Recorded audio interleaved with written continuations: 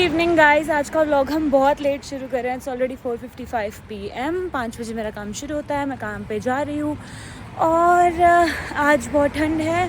Today is 1 July and आज international students के लिए बहुत ही बुरा दिन है क्योंकि कुछ गुड न्यूज़ है, कुछ बैड न्यूज़ है।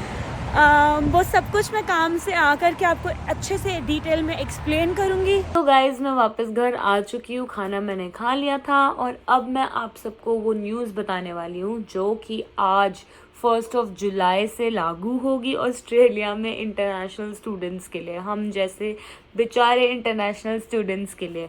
मैंने अपनी रिसर्च अच्छे से कर ली है, मैंने सब कुछ इस नोटबुक में लिख लिया है जो कि मैं आज आप सबको बताने वाली हूँ।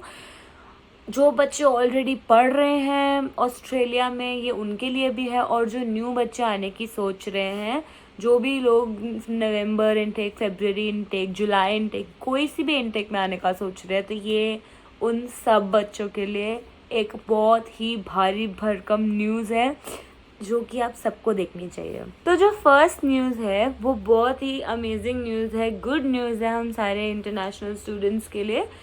जो हमारी पहली मिनिमम वेज होती थी वो बढ़ चुकी है। हमारे पहले जो मिनिमम वेज होता था पर आवर, दैट वाज $21.38, जो अब बढ़कर हो चुकी है $23.23। सेकेंड न्यूज़ है, जो हमारा सुपर फंड था वो पहले कैलकुलेट होता था अराउंड 10.5% ऑफ आवर वेजेस, और अब वो 1 जुलाई यानी आज से कैलकुलेट होगा 11% ऑफ आवर वेजेस।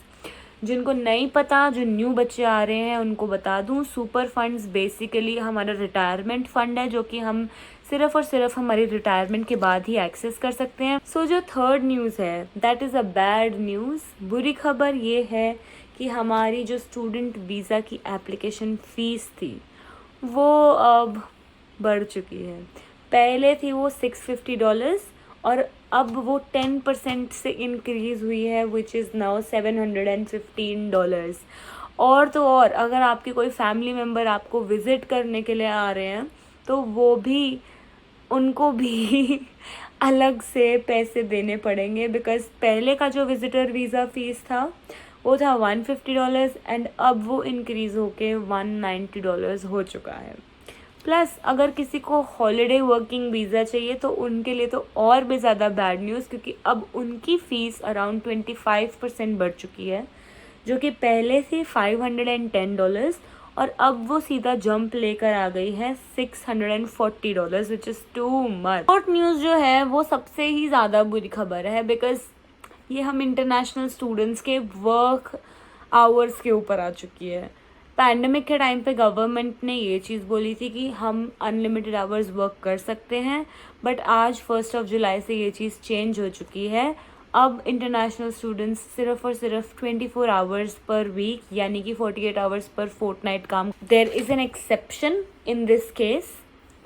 जो एक्सेप्शन है वो ये है कि जो ग्रेजुएट रिसर्च स्टूडेंट्स हैं और जो PhD स्टूडेंट्स हैं वो अभी भी अनलिमिटेड आवर्स वर्क कर सकते हैं, तो उनके लिए तो ये गुड ही गुड। और जो स्टूडेंट्स हैं जो एज केयर सेक्टर में वर्क कर रहे हैं फ्रॉम 9th मई या फिर उससे पहले से, वो अभी भी अनलिमिटेड आवर्स वर्क कर सकते हैं until 31 December 2023, which is also good for them.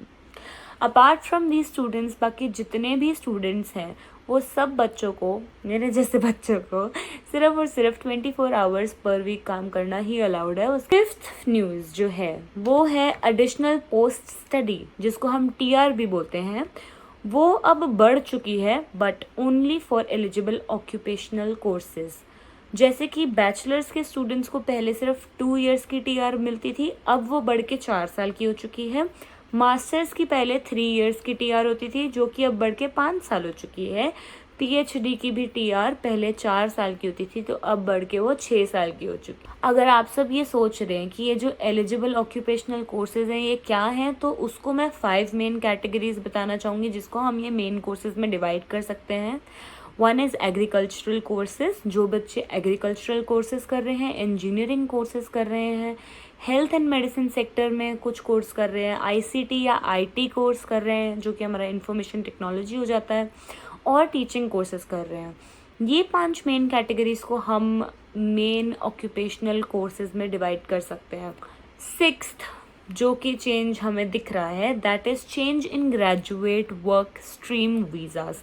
तो 1 जुलाई से जो भी इन वीज़ाज़ के लिए जो भी एप्लीकेंट्स हैं उनको ये चीज़ का ध्यान रखना है कि उनकी जो क्वालिफ़िकेशन है वो एक रेलिवेंट स्किल्ड ऑक्यूपेशनल लिस्ट में आनी चाहिए। ये एप्लीकेंट्स हैं उनको ये चीज़ मेक श्योर करनी है कि वो लोग के पास वैलिड स्किल असेसमेंट है। 7th, जो कि बहुत ज़्यादा आफ्टर द वर्क आवर्स जो कि मुझे अफेक्ट हो रही है, दैट इज़ माइकी, यानी जिस विक्टोरिया में आप जिस कार्ड से ट्रैवल करते हो।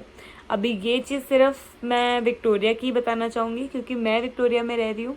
I don't know about any other state but about Victoria जो माइकी के फेयर्स हैं वो हर किसी के लिए बढ़ चुके हैं, not only international students but everyone. Mikey के फेयर पहले होता था वीकडे डेली फेयर $9.20 जो पूरा दिन का फेयर होता था, और अब वो हो चुका है $10 विच इज़ टू मच। पर हर दिन आप $10 निकालना बहुत मुश्किल हो जाता है, स्पेशली जो लोग डेली कम्यूट कर रहे हैं पब्लिक ट्रांसपोर्टेशन से। और सिंगल फेयर हो चुका है, पहले होता था $4.60 और अब हो चुका है $5। एंड इसी के साथ मैं ख़त्म करना चाहूँगी, मुझे तो ये न्यूज़ पढ़ पढ़ के स्ट्रेस हो गया, पता नहीं हमारे आगे हम कैसे सर्वाइव करेंगे।